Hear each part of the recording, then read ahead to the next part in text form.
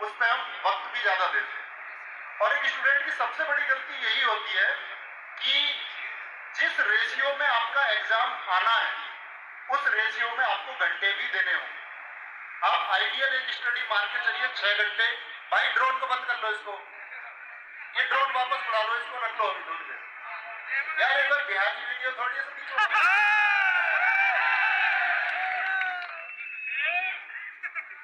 तो सबसे बड़ी कमी ये है कि हम उस बराबर रेशियो में मान के चलिए हम 8 घंटे पढ़ते हैं, बड़े ध्यान से सुनना, और कोई एक एग्जाम लेते हैं जिसमें 100 क्वेश्चन आते हैं, 4 सब्जेक्ट में 25-25 क्वेश्चन आते हैं, ठीक है। अब हम क्या कर रहे हैं कि हम 8 घंटे में 2-2 घंटे हमको सबको देने चाहिए। अब हम क्या कर रहे हैं, मैथ कर रहे हैं 4 घंटे, रीजनिंग मजा आ जाता है क्योंकि सवाल हो जाता है 3 घंटे कर रहे हैं, जीएस कितनी देर पड़ी, 1 घंटे, कमजोर क्या रहेगा। अब मान के चलिए किसी का जीएस में इंटरेस्ट है, 4 घंटे जीएस पढ़ी और मैथ पढ़ा 1 घंटे, कमजोर क्या रहेगा, ये गलती। बराबर टाइम दो, और जब लगे कि मेरा जो सब्जेक्ट है अब इसमें कमांड बन गई है, रीजनिंग के लिए अब 2 घंटे देने की जरूरत नहीं है क्योंकि रीजनिंग को मेरी कमांड अब बन चुकी है, तो रीजनिंग को 1 घंटे कर दो। अब रीजनिंग का बचा हुआ 1 घंटा किसको देना है, जो सब्जेक्ट कमजोर है। हिंदी को या अंग्रेजी को आपको लगता है कि भाई मेरी कमांड बन चुकी है, तो जिस विषय पर आपकी कमांड बन जाए उस समय को उसे दे दो जिस पर आपकी कमांड नहीं। तैयारी का मूल नियम तो ये है। अगर आप करते रहेंगे ऐसे कि नहीं जी मुझे मजा आ रहा है गणित करने में, और मजे के चक्कर में तुम्हें पता दुनिया बर्बाद है।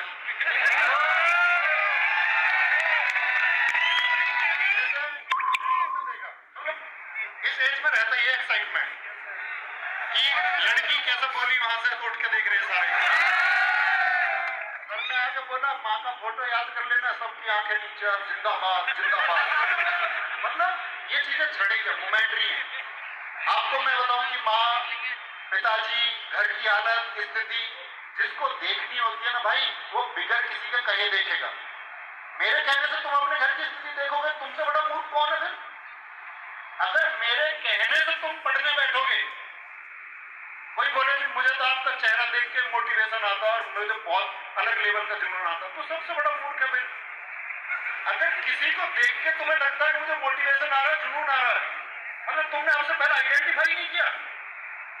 20 वर्ष गुजर गए, 22 गुजर गए, 24 गुजर गए, 26 गुजर गए, क्या सीखने के लिए अब तक जीवन में कुछ आया ही नहीं था। सच में आया होगा। इसका मतलब क्या है कि हम एक क्षणिक बहकावा करते हैं। क्षणिक बहकावा कैसा कि मुझे तो तुम्हें देख के ही पढ़ने को मन करता है, मैं तो रातों को जागता हूं, मैं तो अपनी मां की मुस्कुराहट के लिए पढ़ रहा हूं। ठीक है, लेकिन क्या सच में उस दिखावे की जरूरत है।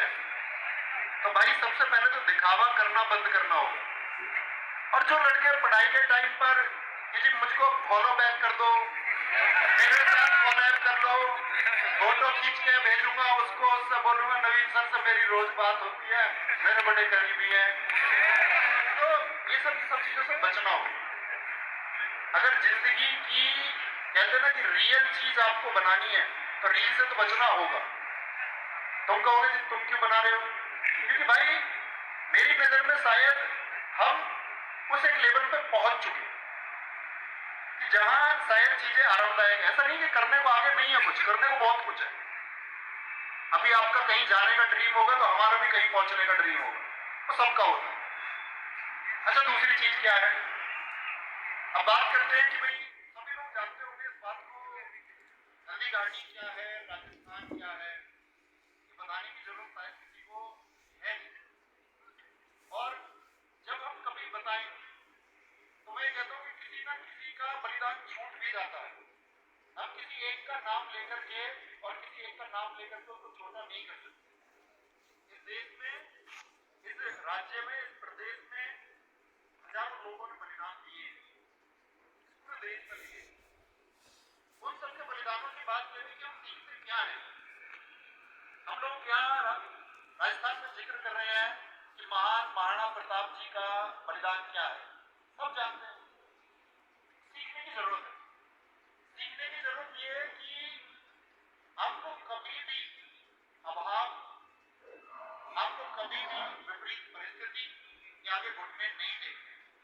ये महाराणा प्रताप जी ने आपको सिखाया। चर्चित क्यों है या हमारे दिलों में क्यों बसते हैं? क्योंकि विषम परिस्थितियों में भी घुटने नहीं टिके।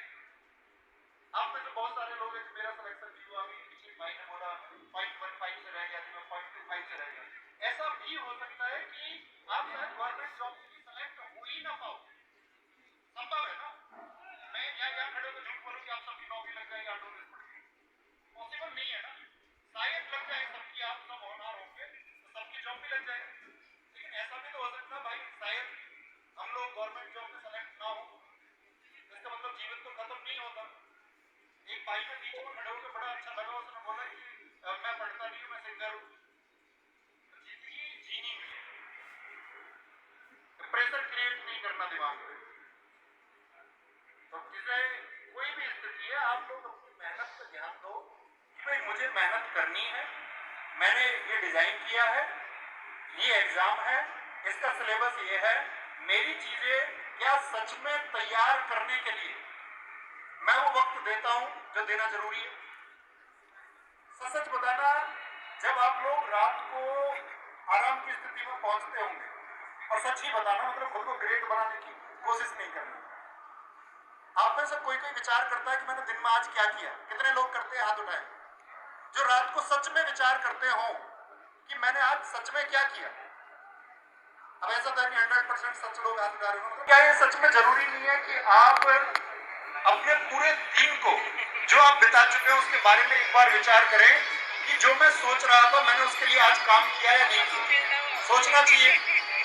और मेरे दोस्त, जिस दिन सोच करके तुमको ये बेटर फीलिंग आएगी कि हाँ सच में मुझे गवर्नमेंट जॉब में सेलेक्ट होना था और उसके लिए मैंने आज का दिन उसी तैयारी में बिताया है, ये फील आने लगेगा तो आप। उसने बोला जी तुम तो ये कह रहे थे कि सब कुछ कर लिया तो सिलेक्शन हो जाएगा। मैंने कहा भाई सिलेक्शन के लिए मैंने कभी नहीं बोला। आप लोगों ने मेरी क्लासेस देखी होंगी, मैंने कभी ये वादा नहीं किया कि भाई मेरी जीएस पढ़ लोगे तो इतना स्कोर कर दोगे। मैंने ये कहा है हमेशा कि आप यहां से पढ़ते हैं और अगर पूरी तरह से उसको तैयार करते हैं, मैं वादा करता हूं दुनिया में कोई आपकी टक्कर नहीं ले सकता। मैं ये नहीं कहता कि आप पूरा स्कोर कर दोगे, ये मेरा अपने स्टूडेंट्स पे भरोसा है और लोगों ने करके दिखाया भी है। कल आलोक राठी से मेरी बात हुई, एसएससी जीडी में 160 में से 160 स्कोर, और कल मुझसे कह रहा था भैया आप कह रहे थे कि कर सकते हैं, तो मैं बस एक कमरे में बंद था और जब से दिल्ली पुलिस में सफल हुआ तब से इस एग्जाम के लिए पढ़ रहा था। और कल स्टूडियो में आएगा तो आपको अपनी सारी स्ट्रेटजी बताई, कल परसों जब भी आएगा बुलाया गया। तो छत पे जैसे उसने बोला कि मैंने खुद को कमरे में अकेला कर लिया। अकेले का मतलब क्या है कि आप जो करना चाहते हो उस लाइफ को जीते भी हो या नहीं जीते सर, क्या सच में तुम कैपेबल हो वो नौकरी लेने के? हम कह रहे हैं कि हम अपने मुस्कुराते पिता या मुस्कुराती माँ के चेहरे के लिए सफल होना चाहते हैं। तुमको दुनिया के कुछ, अगर मैं बात करूं मुस्कुराती माँ और हमको अपने मुस्कुराते पिता का चेहरा देखना, तो किसी की बेटी जो है या हमारी जो बहन है उसका भी सम्मान बनता है कि नहीं बनता? जागने का क्या मतलब होता है? लड़की बोल रही है जागते हो, खुद को भाई बेहतर बनाना है। एक सिपाही, इंस्पेक्टर, आईएएस, पीसीएस, उद्योगपति, नेता बनने से कुछ नहीं होगा। इस देश में नेताओं ने खुदकुशी की है, सफल आईएएस आईपीएस लोगों ने, सफल उद्यमियों ने। तो इसका कोई अर्थ नहीं है। अगर खुद को बेहतर नहीं बना पा रहे हो ना, तो फिर उस सफलता का कोई अर्थ नहीं। तो वो पोटेंशियल तुम्हारे अंदर होना चाहिए। मेरी गर्दन नहीं घूमेगी मतलब नहीं घूमेगी, और दुनिया में ऐसी कोई ताकत नहीं बनी। ये महाराणा प्रताप जी ने आपको सिखाया कि मैं अगर गर्दन नहीं घुमाऊंगा तो नहीं घुमाऊंगा, मैं पीछे नहीं हटूंगा तो नहीं हटूंगा। मेरी गर्दन तुम काट के ले जा सकते हो, लेकिन गर्दन मेरी तुम घुमा नहीं सकते। लोग परेशान हो रहे हैं। मोहल्ले में किसी ने बताया कि मैं लाइब्रेरी में जाता हूँ और उनकी चर्चा दरअसल में लाइब्रेरी का पूरा दिन तैयारी में नहीं गुजरा, उसका दिन गुजरा तेरा मॉक में कितना स्कोर है, मेरा मॉक में कितना स्कोर है, पिछले मॉक में कितना था, अगले मॉक में कितना होगा। दूसरे के स्कोर से नहीं डरो, दूसरे को अपने साथ बढ़ाओ। अगर तुम्हारे अंदर ताकत है ना, उसको भी तैयारी करो। गलत तरीके से नहीं कि ये नीचे हो जाए, इसको मिसगाइड कर दूं मैं। महाराणा प्रताप जी का एक अनसुना किस्सा मैं आपको सुनाता हूं कि महाराणा प्रताप जी जब हल्दी घाटी का युद्ध है 1576 से पहले, इसके 10 दिन पहले की बात है, बहुत कम लोगों ने सुनी होगी, तो लोगों ने मानसिंह की खबर दे दी महाराणा प्रताप को कि मानसिंह निहत्ता है और रैकी करने आया है, कुछ स्थितियों का पता लगाने आया है। आप सब जानते हैं कि महाराणा प्रताप जी का मैसेज सिर्फ वीरता का मैसेज नहीं है। महाराणा प्रताप जी ने इस देश को मैसेज दिया है कि आपको हर वर्ग के व्यक्ति को अपने साथ लेना होगा, उनके साथ भील राजा हर जाति हर धर्म का है। आप लोग जातियों में धर्मों में बटे हुए हो, करनी हमको पढ़ाई है, हम खुद को बांटे हुए हैं, कहां पर जाति धर्म इन चीजों पे हमारा डिस्कशन होता है, डिबेट होती है। महाराणा प्रताप जी ने मैसेज दिया कि मेरे साथ भील से लेकर के हर वर्ग का व्यक्ति है। तो लोग कहते हैं कि मानसिंह आज निहत्ता है, इसको मार देते हैं, इसको गिरा देते हैं। मगर नहीं, निहत्ते को नहीं मारे, जिसके पास शक्ति नहीं है उसको नहीं मारे। कल हल्दी घाटी के युद्ध में लड़ेंगे और कहते महाराणा प्रताप जी के पास, आप लोगों को पता होना चाहिए, हमेशा 2 तलवारें थी कि कभी कोई व्यक्ति निहत्ता हो जाए तो उसको भी एक तलवार दे देगी। ये पोटेंशियल। आप अगर इस बात से खुश हो रहे हैं ना, आपके जो दोस्त है वो पढ़ाई में कमजोर हो रहा, नहीं, उसको भी तलवार दे दी। तो वीर वो है, अगर मैं कहूं उत्साह उसके अंदर है जो अपने परिवार को शारीरिक सामाजिक और आर्थिक मजबूती दे सकता है। आपका परिवार सुरक्षित कब होगा? जब आप आर्थिक रूप से मजबूत हो, जब आप शारीरिक रूप से मजबूत हो। एक भाई ने भी बीच में बोला था इधर कि जी आपने, एक सवाल उठा बड़ा, मैंने देखा कई बार कमेंट्स में, बहुत पढ़ता हूं, उसमें लिखा हुआ था कि आपने दिल्ली पुलिस की जो मेरिट है वो अंकित भाटी सर आपने इतनी बता दी तो हम फिजिकल के लिए नहीं गए। सुनी थी आपने भी ये बात? Yes sir. सुनी होगी।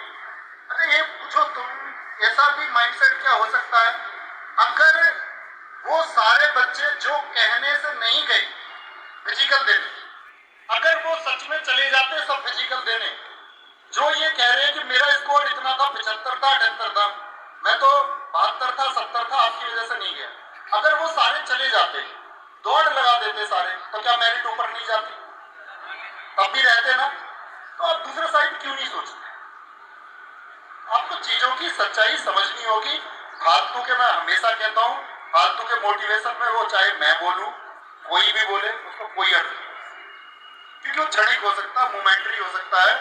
और कहते हैं कि जो स्थितियों या विषम परिस्थितियों में टिकते नहीं है यानी डटे रहते हैं, कहते विषम परिस्थिति और विषम समय में भी जिसने ना घुटने टेके उसके सामने विषम परिस्थिति और समय घुटने टेके। तो मतलब परिश्रम तब तक करना है जब तक पोटेंशियल नहीं है। किसी और फील्ड के लिए बने हो तो दिखावे में जीना नहीं कि भाई किसी और को सिद्ध करने के लिए पढ़ रहे हैं, पापा भेज रहे हैं लाइब्रेरी या मम्मी भेज रही है लाइब्रेरी या भाई भेज रहे हैं, भाई फिर विद्रोही बनना पड़े। हो सकता है आप फिर प्राइवेट सेक्टर में अच्छा करते हो। ये बिल्कुल जरूरी नहीं है कि आप गवर्नमेंट जॉब के लिए प्रिपरेशन कराते हैं तो आपका भविष्य सिर्फ सरकारी नौकरी है, ऐसा बिल्कुल जरूरी नहीं। अगर खुद का सपना है, हाँ अंदर से आया, मुझे क्यों वर्दी पहननी है, मुझे क्यों सरकारी नौकरी की जरूरत है, अगर खुद की इनर फीलिंग है तो फिर दम लगा के करें, तो उसमें एक्सक्यूज नहीं होने चाहिए। और याद रख लेना, जो आपका समय है वो बर्बाद नहीं होना चाहिए। आपको भी पता है समय आपका कहां बर्बाद होता है और कहां बचता है। अगर इसके लिए कोई आपको बता रहा है कि समय आपका कहां बचेगा तो फिर इसको कोई अर्थ नहीं। तो मैं ये कहना चाहता हूं आपसे कि आप वास्तविकता के साथ जिए, जो ख्याली दुनिया है उससे बाहर आ जाओ, क्योंकि हकीकत शायद आपको आज न पता हो, आप किसी के आश्रित हो, भाई आपको पढ़ाते हो, पिताजी पढ़ाते हो, मामा पढ़ाते हो, किसी के भी द्वारा आप पढ़ाए जा रहे हो, कल हकीकत दुनिया की शायद आपके सामने आ जाए। और अगर नहीं फेस करना चाहते उस मोमेंट को, क्योंकि आप सब जानते हैं कि समय गया तो गया, वापस तो आना है नहीं, तो या तो अभी जियो या फिर हाथ बोलते ना कि मलते रह जाओ, तो या तो हाथ मल लेना या फिर खुद को कामयाब बना लेना। इसका जो भी चुनाव है या जो तय करोगे वो तुम करो। तो बस एक छोटा सवाल है मेरा, बिना किसी शोर शराबे के जवाब देना कि कर जाओगे ना? और एक यस बहुत जबरदस्त आनी चाहिए। करके दिखाओगे ना? करके दिखाना है और सफल हो जाना है। ख्याल रखिए। नमस्कार।